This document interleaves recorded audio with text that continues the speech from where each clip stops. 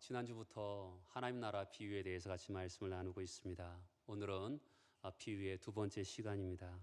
지난주는 길가밭, 또한 돌밭, 가시떨기밭, 좋은 땅밭에 대해서 같이 말씀을 나눴습니다. 오늘은 두 번째 비유 시간인데요. 오늘 읽은 본문 24절 한번 보시면 예수께서 비유를 들어 이르시되 천국은 이와 같다 이렇게 말씀합니다. 오늘도 비유를 통해서 하나님 나라의 비유를 가르쳐 주고 싶었던 것 같습니다.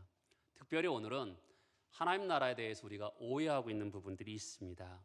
저는 다음 주에까지 두 주에 걸쳐서 하나님 나라 주제를 다루는데 사람들이 하나님 나라 주제에 대해서 오해하는 그런 부분을 다루려고 합니다. 하나님 나라가 왔습니다. 여러분 상식적으로 생각해 보십시오.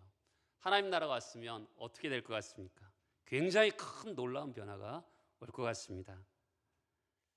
예수님께서 오셔서 하나님 나라가 영광스럽게 이 땅에 왔으면 사람들이 회개하고 사람들이 돌아오고 큰 부흥이 일어나야 되지 않겠습니까? 그런데 그런 일들이 별로 일어나지 않았던 것이죠. 이스라엘 사람들은 하나님 나라가 왔다면 로마의 통치에서 독립을 한다고 생각했습니다. 그런데 여전히 로마의 지배하에 있었고요. 이스라엘 사람들도 큰 변화가 일어나지 않고 대려 반대하는 사람들이 일어났습니다. 하나님 나라가 왔다라고 생각하는데 기대하는 것과 정 다르게 이런 일이 일어난 것이죠. 믿음이 없는 유대인들도 이런 고민이 있었던 것이죠. 그런데 믿음이 참 좋았던 그 당시 2000년 전에 믿음이 참 좋았던 사람이라면 세례 요한이 있습니다. 세례 요한은 예수를 보라 세상 죄를 지고 가는 하나님의 어린 양이로다 이러면서 그를 예수가 메시아인 것을 인정했던 사람입니다. 그런데 세례 요한이 감옥에 있을 때 예수의 소문을 들어보니까 마음에 많이 실망하게 되었습니다. 그래서 제 아들을 보냅니다. 오실 그분이 당신이십니까? 아니면 우리가 다른 사람을 기다려야 될까요? 이런 질문을 하게 됩니다. 왜냐하면 예수가 오셔서 하나님 나라가 왔다는데 기대하는 것과 너무 다른 것이죠. 주님은 하나님 나라에 오해를 하는 사람들에게 오늘 비유를 통해서 그 오해를 풀어주고 계시는 것이죠. 24절에 보면 천국은 하나님 나라는 좋은 씨를 제 밭에 뿌린 사람과 같다. 천국이 무엇과 같다 합니까? 좋은 씨를 자기 밭에 뿌린 사람과 같다는 겁니다. 이 사람이 누구일까요? 37절에 보면 인자라고 합니다. 좋은 씨를 뿌린 사람이 누굽니까? 예수입니다. 천국은 좋은 씨를 뿌린 정말 예수와 같다는 것이죠. 하나님 나라는 여러분 나라 하면 영토, 주권, 백성이 제일 중요한 요소입니다. 그런데 하나님 나라에서 제일 중요한 것은 뭘까요? 그것은 예수입니다. 영토도 필요하고요. 주권도 필요하고 백성도 필요하지만 예수가 하나님 나라의 핵심이죠. 예수가 이 땅에 오실 때 하나님 나라를 가지고 오셨어요. 38절에 보면 좋은 씨는 천국의 아들들이란 것이죠. 예수가 세상에 오셔서 좋은 씨, 천국의 아들들을 뿌립니다. 그래서 그들을 모아서 교회로 모으시는 것이죠. 그 밭은 어딜까요? 38절에 보면 세상입니다. 우리 지난주에 밭을 봤죠? 그 밭은 어떤 밭이었습니까? 누가복음에 보면 그들이 하나님 말씀을 들은 사람들의 마음 상태가 밭이라고 같이 말씀을 나눴습니다. 근데 오늘 본문엔 밭이 세상이라 그럽니다. 예수님의 비유는 비슷한 단어를 다양하게 쓰고 있는 모습을 보게 됩니다. 그때그때 다르게 쓰는 것을 보게 돼요. 오늘의 말씀의 밭은 세상입니다. 예수께서 이 땅에 오셔서 그렇죠? 제 밭이잖아요. 자기 밭. 그러니까 이 세상은 주님의 소유라는 것을 알 수가 있는 것이죠. 주님의 소유인 밭에 좋은 씨앗을 뿌리는 것입니다. 좋은 씨앗이 뭐죠? 천국의 아들들입니다. 하나님께 속한 백성들을 가리키는 것입니다. 예수께서 세상에 오셔서 하신 일은 말씀을 전하시면서 하신 일은 하나님 백성들을 뿌려서 그들을 모아서 교회로 모으시는 일을 하시는 것이죠. 그러면 어떻게 될까요? 예수께서 하나님 나라를 가지고 오셔서 천국의 사람들을 뿌리면 부흥이 일어나고 감격이 일어나고 세상에 변화가 일어나야 되는 거 아니겠습니까? 그런데 그런 일이 일어나지 않습니다. 왜 그럴까요? 25절에 보면 사람들이 잘 때 그 원수가 와서 곡식 가운데 가라지를 덧뿌리고 갔더니, 가라지가 뭡니까? 38절에 보면 악한 자의 아들들입니다. 39절에 보면 가라지를 뿌리는 원수는 마귀입니다. 예수께서 이 땅에 오셔서 하나님 나라가 왔다. 하나님 나라를 열으셨는데 동시에 어떤 일이 일어나냐면 원수 마귀가 가라지를 덧뿌리고 있는 것이죠. 어디다가요? 곡식 가운데다가 가라지를 덧뿌리고 있는 것입니다. 사람들이 기대하는 것은 예수가 와서 하나님 나라가 오면 정말로 다른 나라가 펼쳐질 줄 알았습니다. 근데 예수가 와셔서 하나님 나라가 왔다라고 선포했는데 동시에 어떤 일이 일어나냐면 예수도 부지런하게 하나님 나라를 전파하셨는데 그거 못지않게 마귀도 가라지를 덧뿌리고 있는 것을 볼 수가 있는 것이죠. 예수가 이 땅에 오셨습니다. 그리고 예수께서 재림하실 때 이 기간 안에 있는 이 기간의 특징이 뭐냐면 바로 좋은 씨와 가라지가 동시에 뿌려지고 있는 것이 이 기간의 특징이라고 볼 수가 있는 것입니다. 예수께서 하나님의 자녀들을 이렇게 끊임없이 뿌려지고 있습니다. 그런 반면에 마귀도 자기의 사람들을 뿌리고 있는 것이죠. 여러분, 우리가 지금 이 세상에서 경험하고 있는 것입니다. 좋은 씨와 또한 가라지, 선과 악이 동시에 공존하는 것을 우리가 경험하고 있는 것입니다. 하나님 나라가 왔다. 큰 부흥과 변화를 기대하는 것이 우리인데 예수께서 하나님 나라의 비유를 통해서 알곡과 가라지, 밀과 가라지 이 비유를 통해서 하나님 나라의 어떤 오해를 불식시키고 있는 것을 우리가 볼 수 있는 것이죠. 우리가 귀한 복음을 듣습니다. 저는 기독교의 가장 중요한 단어를 은혜라고 생각합니다. 정말 자격 없고 공로 없고 조건 없는데 은혜의 씨앗을 이 땅에 뿌려주셔서 은혜가 통치하는 세상이 왔습니다. 그런데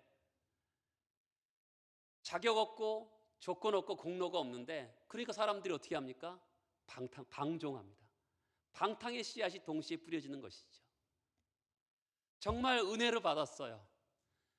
조건 없이 공로 없이 난 아무것도 한 것 없는데 은혜의 씨앗을 받았는데 동시에 사람들은 야 그래 자격도 없고 공로도 없고 조건도 없다고 그러면서 방탕한 생활하는 사람을 보게 되죠. 은혜의 씨앗이 뿌려지는가 하면 방탕의 씨앗이 동시에 뿌려지고 있습니다. 예수 그리스도를 제대로 믿는 사람을 보면 참 행복합니다. 같이 식사를 하면 참 세상 살맛이 나는 것 같을 때가 있습니다.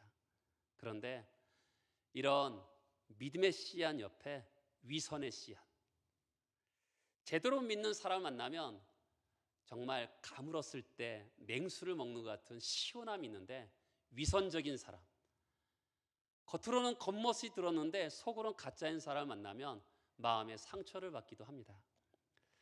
예수께서 밤이 맞도록 기도하셔서 12사도를 뽑습니다. 베드로와 야고보와 같은 순교자들이 등장하기만 하지만 가룟 유다처럼 배신하는 사람들도 거기에 같이 뿌려집니다. 교회 역사를 보면 신실한 믿음을 지키기 위해서 생명을 아끼지 않고 그 복음을 지키는 사람들이 있는가 하면 또한 고난을 이기지 못해서 배도하는 사람들도 같이 있습니다. 하나님 나라가 왔는데 한 가지 씨앗만 뿌려지는 것이 아니라 동시에 가라지가 함께 뿌려지고 있다는 것이 성경의 이야기인 것이죠. 여러분 여기에 밭이 있습니다. 이 밭은 학자들은 이 말씀대로 세상이라 하는데 세상이라고 그대로 번역할 수도 있지만 교회라고도 표현할 수도 있는 것이죠. 그래서 이것을 신앙적인 영역 안으로 해석할 수도 있고 세상적으로도 해석할 수 있는 부분이 있습니다. 여러분, 이 세상을 바라보십시오. 아름다운 꽃이 있습니다. 그러나 꽃만 있습니까? 거기에 잡초도 있습니다. 그렇죠? 얼마 있으면 봄이 옵니다. 가서 우리는 꽃을 보면서도 옆에 꽃을 괴롭히는 잡초와 가라지도 보게 될 것입니다. 과학과 의술이 얼마나 발전했습니까? 그래서 우리는 굉장히 편하고 굉장히 안락함을 누리며 삽니다. 그렇죠? 그런가 하면 이 과학의 엄청난 발전이 우리가 갖고 온 가라지 같은 것들이 있습니다. 핵무기 같은 것도 있는 것이죠. 정말 과학의 발전이 우리에게 편리와 유익을 주는데 아픔도 동시에 가져다 주는 것을 보게 됩니다. 이 세상은 한 가지 씨앗만 뿌려지는 것이 아니라 정말 좋은 씨앗과 가라지가 동시에 뿌려지는 이 세상의 모습을 볼 수가 있습니다. 자녀를 양육하는 면도 그렇습니다. 우리가 자녀를 양육할 때 정말 할 수만 있다면 간이고 쓸개고 다 줬을 것입니다. 그런데 자녀들이 자라면서 우리는 놀랄 때가 있습니다. 좋은 씨를 뿌렸는데 이상하게 생각지도 못한 기대하지도 않았던 일들이 우리 자녀들에게 일어나는 것을 볼 때가 있습니다. 가라지가 덧뿌려지는 것을 보게 되는 것이죠. 예수께서 이 땅에 오셔서 좋은 씨앗을 뿌렸는데 마귀가 가라지를 덧뿌리는 것이 이 세상의 모습입니다. 이것을 우리는 경험하는 것이죠. 교회에서도 경험하고 이 세상에서도 역사 안에서도 우리는 경험하는 것입니다. 좋은 씨앗에 덧뿌려진 이 밭에 어떤 일이 있습니까? 26절부터 보겠습니다. 싹이 나고 결실할 때 가라지도 보이거늘 집주인의 종들이 와서 말하되 주여 밭에 좋은 씨를 뿌리지 아니하였나이까? 그런데 가라지가 어디서 생겼나이까? 주인이 이르되 원수가 이렇게 하였구나. 이렇게 같이 뿌렸는데 가라지와 곡식은 놀랍게 모습이 비슷한 거예요. 분별할 수가 없습니다. 제가 설교를 준비하면서 구글링, 인터넷 검색을 한번 해봤습니다. 밀과 가라지, 이것을 한번 검색했는데 너무 비슷해요. 여러분도 한번 집에 가서 해보세요. 정말 비슷합니다. 일정하게 자랄 때까지는 분별할 수 없을 정도로 비슷합니다. 때가 흘렀어요. 싹이 나고 결실할 때가 되어서 구별하는 순간이 옵니다. 아, 이것은 곡식이고 이것은 가라지구나라고 분별하는 순간이 옵니다. 근데 표시가 났을 때 종들이 반응해요. 자, 오늘의 비유의 핵심은 종들의 반응과 주인의 반응입니다. 종들이 어떻게 반응하죠? 28절 중반에 보면 우리가 가서 이것을 뽑기를 원하시나이까? 가라지를 뽑는 거예요. 종들의 반응은 당연하지 않습니까? 옆에 가라지들이 곡식의 양분을 빼서 먹는 거 아니겠습니까? 일꾼의 입장에서는 가라지를 뽑고 씹는 것이 당연한 것입니다. 그런데 주인은 뭐라고 합니까? 29절에 보면 주인이 이르되 가만두라. 가라지를 뽑다가 곡식까지 뽑을까 염려하노라. 종들의 반응과 주인의 반응이 이 비유의 핵심인데 주인의 반응은 뭐죠? 주인은 가만두라는 것입니다. 종들은 어떻죠? 가라지를 뽑기를 원하는 거예요. 정당성이 있죠. 옆에 가라지가 양분을 빼앗아 먹는 거 아니겠습니까? 또 학자들은 이 가라지를 독보리라고 얘기합니다. 독보리. 여러분, 독성이 있잖아요. 그러니까 옆에 있는 식물을 독으로 해코지할 수가 있는 것입니다. 그래서 일꾼의 관점에서는 뽑아야 된다고 얘기하는 것이죠. 근데 주인은 그냥 두라는 것이죠. 이것이 이 비유의 핵심입니다. 자, 알곡과 가라지가 공존하는 이유가 뭘까요? 이것이 이 비유의 핵심인 것이에요. 첫 번째는 뭐냐면 아직 추수 때가 되지 않았기 때문에 그렇습니다. 지금은 알곡과 가라지가 덧뿌려지고 있는 시기예요. 추수 때가 아닙니다. 예수가 오셔서 하나님 나라가 왔다. 그럼 사람들은 어떻게 생각합니까? 여러분도 우리 마찬가지 아니겠어요? 아, 추수 때가 되었구나라고 생각하는 거 아니겠습니까? 세례요한은 뭐라 그러죠? 세례요한은 도끼가 이미 나무 뿌리에 놓였다. 도끼가 나무 뿌리에 놓여서 열매를 맺지 못하는 것은 찍어서 불에 넣고 열매 맺는 나무만 살려둘 줄 알았거든요. 근데 예수님께서 오셔서 하신 일이 뭐죠?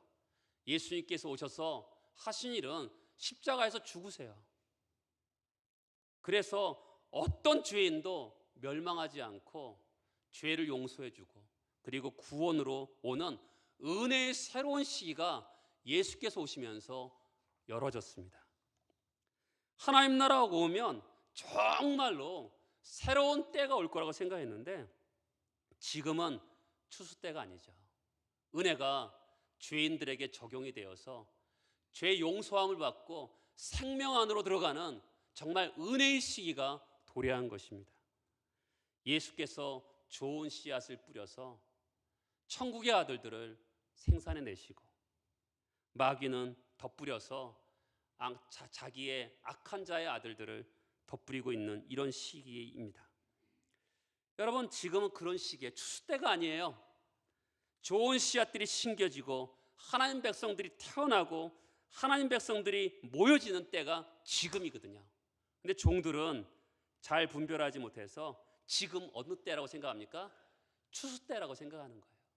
그래서 가라지를 뽑아야 된다고 생각하고 있는 것이죠. 지금은 어느 시대입니까? 알곡과 가라지가 동시에 뿌려지고 있는 시대입니다. 그러면서도 은혜의 시대죠. 예수를 믿기만 하면 누구든지 어떤 죄인이라도 예수를 믿기만 하면 죄 용서받고 구원으로 인도하는 그런 시기가 지금 시대, 은혜의 시기인 것을 오늘 비유는 첫 번째로 이야기하고 있습니다. 두 번째는 뭐라고 하냐면 너희가 뽑을 것이 아니다는 거죠. 이 가라지를 누가 뿌렸습니까? 마귀가 뿌렸어요. 여러분, 우리는 인간의 지혜와 인간의 분별력은 한계가 있습니다. 마귀가 뿌려졌기 때문에 성령의 도움을 받아서 영적인 도움을 받아서 분별할 수가 있게 되는 것이죠. 이런 가라지를 뽑고 싶은 종들에게는 그 속에 뭐가 있습니까? 사실은 똑같은 문제가 있는 거예요. 우리가 생각하는 가라지처럼 여겼던 그 요소가 우리 속에도 있는 것이죠. 여러분, 정권이 우리가 바뀌고 또 바뀌어도 이 세상이 똑같잖아요. 왜 그렇습니까? 모든 사람들의 요소에 그런 요소들이 있기 때문에 세상이 바뀌지 않는 겁니다. 가라지를 뽑는 것은 추수꾼들이 추수 때에 뽑는 거예요. 여러분과 제가 하는 것이 아닙니다. 그래서 주인은 가라지를 뽑으려고 하는 종들에게 가라지를 뽑지 말라고 하는 것이죠. 세 번째는 가라지를 뽑지 못하게 하는 이유가 뭐냐면 여러분, 종의 관심은 어디에 있죠? 가라지를 뽑는 데 관심이 있어요. 근데 주인의 관심은 어디 있습니까? 곡식이 다치지 않는 데 있는 거예요. 여기에 차이가 있는 거예요.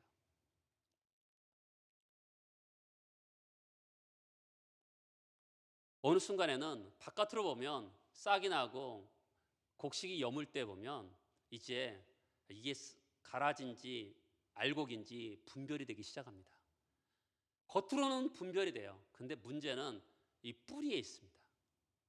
저는 농사를 잘 모르지만 책에 보면 가라지들이 잡초들이 심겨지면 훨씬 더 뿌리가 더 빠르게 깊게 내려간대요. 근데 알곡들은 곡식들은 천천히 또 깊게 내려가지도 않는다 그럽니다. 그러니까 가라지를 쑥 뽑으면 가라지가 더 밑에 깊은 뿌리에 있기 때문에 같이 알곡들이 뽑혀지는 것이죠. 그러니까 곡식이 다칠 위험이 있기 때문에 예수께서는 가라지를 뽑지 말고 추수 때까지 기다리라 이렇게 말을 하는 것이죠. 아까도 말씀드렸죠. 이 밭은 세상이기도 하고 이 세상은 또한 교회라고도 표현할 수가 있습니다. 이 가라지가 교회 안에서도 덧뿌려질 수가 있는 것이죠. 어떤 사람들은 이렇게 말할 수가 있어요. 목사님, 저 사람은 굉장히 가라지 같아요. 너무 비판적이고 공격적이고 또한 부도덕하고 타락해서 가라지 같아요. 제가 100%라고 말을 할 수 없지만 한 90% 정도는 가라지 같아요. 이렇게 말할 수 있는 사람이 있나요? 여러분, 예수께서요, 이 땅에 오셔서 하나님 나라를 여셨어요. 그때 하나님의 영광 안으로 들어간 사람들이 누군지 아십니까? 절대로 천국에 못 들어갈 것 같은 세리와 창녀와 그 당시 죄인들이 예수께서 하나님 나라를 여셨을 때 그 하나님 나라 안으로 들어갔습니다. 가장 신앙적이었던 바리새인들이 그렇게 싫어했던 세리와 창녀와 죄인들이 하나님 나라를 예수께서 가져오셨는데 그 하나님 나라가 너무 좋아서 그들이 그 안으로 들어갔어요. 기독교의 특징이 뭐냐면 건강한 자에게는 필요 없습니다. 정말 병든 자들에게 필요한 것이 기독교의 가장 중요한 특징이거든요. 사실 누가 보더라도 그 사람들은 가라지 같았거든요. 그렇잖아요. 그 당시에 세리, 창녀, 죄인들 누가 봐도 그 당시에 가라지 같았는데 너는 안 돼. 이렇게 말할 수 없는 종교가 기독교인 것이죠. 여러분, 우리는 주변에 불가능해 보이는 사람들도 사실 있습니다. 그래도 너는 안 돼. 그렇게 말해서는 안 되죠. 2000년 전에 가장 가라지 같은 사람이 누구입니까? 사도 바울이에요. 사도 바울은 절대로 구원 못 받을 사람처럼 행동했습니다. 그런데 그 사람을 향해서 넌 가라지다. 이렇게 말할 수 없는 거죠. 여러분, 누구에게든지 은혜의 시대이기 때문에 예수의 은혜가 적용이 되면 누구든지 그가 믿음으로 반응하기만 하면 생명 안으로 들어오는 것이 기독교의 특징입니다. 그렇기 때문에 하나님께서 우리가 보기에는 그 사람이 가라지인 것 같은데 은혜가 적용이 되어서 그 사람을 알곡으로 만들어 주실지 누가 알겠겠어요. 그래서 가라지를 뽑지 말라는 거거든요. 사랑하는 사람, 성도 여러분, 그러면 교회 안에서 공적으로 죄가 드러났을 때 그냥 덮어두라 이런 건 또 아니에요. 우리가 몸담고 신앙생활하는 우리 성결교회는 헌법을 가지고 있는데 그 안에 7위가 있어요. 잘못된 교훈을 가르치는 사람은 7위를 하게 되어 있습니다. 덮어놓고 덮어주고 하는 것은 아닙니다. 불러서 7위를 하는 것이죠. 그런데 7위를 할 때도 분명한 것은 너 가라지니까 뽑아버려야 돼 이런 식으로 7위를 하는 것이 아니라 그 사람을 향해서 정말 사랑의 마음으로 살려내고 바로잡고 생명 안으로 들어올 수 있도록 그를 치리하는 것이죠.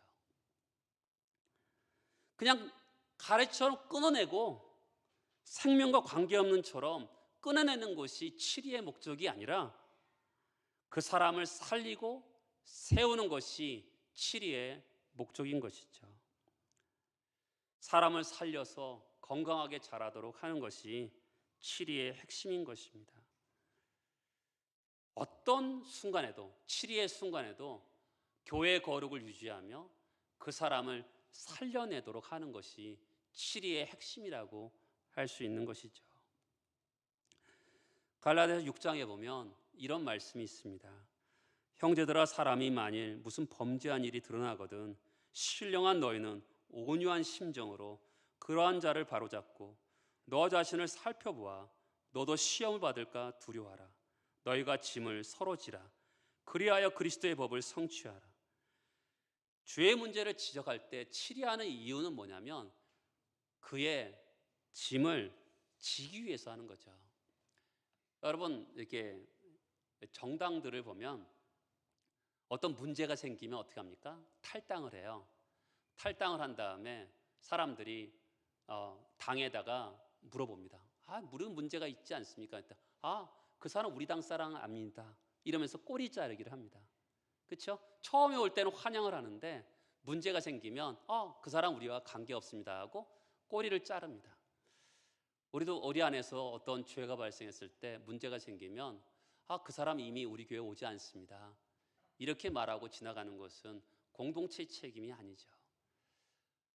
그 사람으로 인해서 지체의 죄와 허물로 인해서 교회를 비난하고 교회의 허물을 이야기할 때 그것을 그 지체와 같이 세상의 비난을 달게 받는 것입니다. 그것이 짐을 지는 것이죠. 그렇게 비난할 때 그 비난을 정말 당연한 것으로 여기고 지체의 허물을 우리가 제대로 교육하지 못했기 때문에 이런 일이 발생했습니다라면서 같이 그 짐을 지고 가는 것이 교회의 중요한 특징이라고 볼 수가 있는 것이죠. 주인은 우리에게 가라지를 뽑지 말라고 이야기합니다. 언제까지 가라지를 뽑지 않을까요? 추수할 때까지입니다. 반드시 추수의 때가 오기 때문에 그때까지는 가라지를 뽑지 말라고 하는 것이죠. 보면 주인이 너무 자신이 넘쳐요. 그렇잖아요. 가라지가 양분도 빼앗고 독성이 있기 때문에 옆에 식물들을 해코지하고 있는데도 주인이 자신감이 넘치잖아요. 이 곡식이 분명히 보호될 것이라는 것을 너무나 잘 아시기 때문에 자신감이 넘치는 주인의 모습을 볼 수가 있는 것이죠. 30절을 보겠습니다. 둘 다 추수 때까지 함께 자라게 두라. 추수 때에 내가 추수꾼들에게 말하기를 가라지는 먼저 가두어 불사르게 단으로 묶고 꼭 곡식은 모아 내 곡간에 넣어라. 39절은 어떻게 말합니까? 중간에 보면 추수 때는 세상 끝이요 추수꾼은 천사들이다. 여러분이나 저나 이렇게 불완전한 사람이 추수꾼이 되는 것이 아니라 하나님 말씀하시면 온전히 순종하는 천사가 추수꾼이 된다는 것이죠. 여러분, 지금은 은혜가 적용이 됩니다. 말세지만 언제든지 예수를 믿기만 하면 구원받는 은혜가 적용이 되는 것이죠. 근데 추수의 때가 되면 은혜가 적용이 되지 않습니다. 은혜가 거두어지면서 그때는 세상의 마지막이 되는 것이죠. 추수할 때 보시겠습니까? 40절부터 볼까요? 그런즉 가라지를 거두어 불에 사르는 것 같이 세상 끝에도 그러하리라. 인자가 그 천사들을 보내리니 그들이 그 나라에서 모든 넘어지게 하는 것과 또 불법을 행하는 자들을 거두어내어 풀무불에 던져 넣으리니 거기서 울며 이를 갈게 되리라. 가라지가 누구입니까? 41절에 보면 넘어지게 하는 것과 불법을 행하는 자들을 정말 가라지라고 얘기하고 있는 것이죠. 불법을 행하는 자들이 누구일까요? 마태복음 7장을 보겠습니다.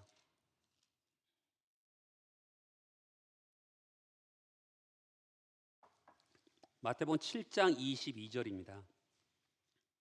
그날에 많은 사람이 나더러 이르되 주여 주여 우리가 주의 이름으로 선지자 노릇하며 주의 이름으로 귀신을 내쫓으며 주의 이름으로 많은 권능을 행하지 아니하였나이까 하리니 그때 내가 그들에게 밝히 말하되 내가 너희를 도무지 알지 못하니 어떤 사람입니까? 불법을 행하는 자들아 내게서 떠나라. 불법을 행한 자들이 누구입니까? 서기관과 바리새인들, 종교 지도자들입니다. 여러분, 이 당시에 가장 진짜 같았던 사람들이 서기관, 바리새인, 종교 지도자들이었거든요. 근데 이런 사람들을 향해서 남을 넘어지게 하고 불법을 행하는 자들이라고 가라지라고 말씀하고 있는 것이죠. 그런가 하면 알곡은 어떻게 표현하고 있을까요? 오늘 말씀 43절에 보면 그때 의인들은 자기 아버지 나라에서 해와 같이 빛나리라. 알곡을 어떻게 표현하고 있습니까? 의인이라고 표현하고 있는 것이죠. 의인은요, 성경에서 보면 중요한 두 가지 뜻을 가지고 있습니다. 첫 번째는 뭐냐면 예수의 귀한 공로에 힘입어서 의롭다 여김을 받은 자들이죠. 그러니까 의롭다 여김을 받아서 하나님과 바른 관계 안에 들어간 사람을 의인이라고 성경은 이야기합니다. 두 번째는 하나님과 바른 관계 안에 들어갔어요. 그러면 하나님을 영화롭게 하고 이웃을 바르게 섬기는 선한 삶을 사는, 그렇죠? 바른 관계 안으로 들어가고 두 번째는 바른 삶을 사는 사람을 의인이라고 성경은 말씀하고 있는 것이죠. 오늘 우리에게 불법을 행하는 사람, 남을 넘어지게 하는 사람과 의인이다, 이것을 통해서 우리를 구별해 주고 있는 거죠. 알곡은 의인이고 가라지는 남을 넘어지게 하고 불법을 행하는 자라고 우리를 구별해 주고 있어요. 사실은 우리가 영적인 상태가 아직은 부족해서 그냥 비슷비슷하게 보이지요. 그렇지만 예수께서 우리에게 분별할 수 있는 기준점을 주신 거죠. 가라지는 남을 넘어지게 하고 또한 불법을 행하는 자고 또한 알곡은 의인이다 하면서 우리에게 하나의 잘 분별할 수 있도록 힌트를 주고 계시는 것이죠. 여러분, 추수 때가 되면 가라지가 알곡이 되는 법은 없어요. 다시는 변하지 않습니다. 그러니까 은혜가 적용이 되기 때문에, 적용이 더 이상 되지 않기 때문에 변하지 않아요. 근데 지금은 우리가 얼마든지 은혜가 적용이 되어서 우리가 보기에는 가라지 같아도 알곡으로 변할 수가 있는 시기인 것이죠. 예수가 이 땅에 오셔서 하나님 나라 안으로 우리가 들어갔습니다. 그러면 은혜가 적용이 되어서 죄인들이라고 다 멸망하지 않고 은혜가 적용이 되어서 그 사람이 예수를 믿기만 하면 구원받는, 죄 용서받는 그런 은혜의 시기에 우리가 살아가고 있는 것이죠. 아직은 풀물에 던져져서 슬피 울며 이를 가는 것과 또한 하나님의 아버지라고 부르며 해처럼 빛나는 복됨이 이렇게 갈라지는 것이 아직 지금 유보되어 있는 상태인 것이죠. 지금은 얼마든지 예수를 믿기만 하면 은혜가 적용이 되어서 알곡으로 들어가는, 그래서 주님의 곳간 안으로 들어가는 그런 복된 자들이 얼마든지 일어날 수 있는 이 시기입니다. 이런 시기에 예수를 영접해서 곡식이 된다는 것은 정말로 중요한 것이죠. 근데 사람들이 오해할 수가 있다고 말씀드렸잖아요. 하나님 나라, 뭐 저 사람이나 나나 똑같네. 아닙니다. 여러분, 교회만 다니고 또한 종교적인 자리에 있는 거 만족하십니까? 그러면서 하나님 나라를 오해하는 분들이 있어요. 저 사람이 나랑 똑같네. 아닙니다. 결정적인 순간에 그것이 분별이 되는 순간이 분명히 올 때가 있는 것이죠. 그때 추수 때가 분명히 오기 때문에 그때를 생각하면서 생명이 있는 참된 곡식이 되어서 하나님과 사람들에게 기쁨이 되는 귀한 삶이 여러분들에게 넘쳐나기를 바라겠습니다. 다 같이 일어나셔서 기도하시겠습니다.